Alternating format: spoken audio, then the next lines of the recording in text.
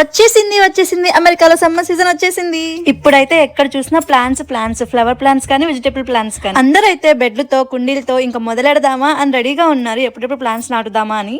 ఇప్పుడు మేమైతే మా బెడ్ లో వెజిటబుల్స్ నాటుతున్నాము.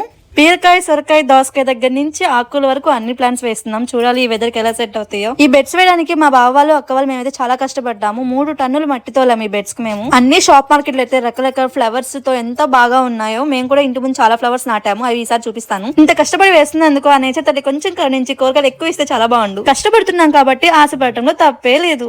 అన్ని మొక్కలు విత్తనాలు నాటాక మంచిగా వాటర్ అయితే చల్లాము.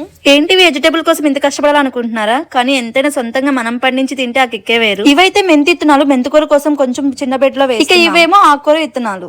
బయట నేచర్ చూసారా సమ్మర్ వచ్చాక ఎంత బాగుందో. అన్ని సీజన్ల కంటే కూడా సమ్మర్ చాలా ఎక్కువగా ఇష్టపడతారు, ఎందుకంటే ఎంజాయ్ చేయడానికి చాలా బాగుంటది. మరి మీకే సీజన్ ఇష్టమో కమెంట్ చేయండి. నెక్స్ట్ వీడియోతో మళ్ళీ కలుద్దాం. By by. Please subscribe.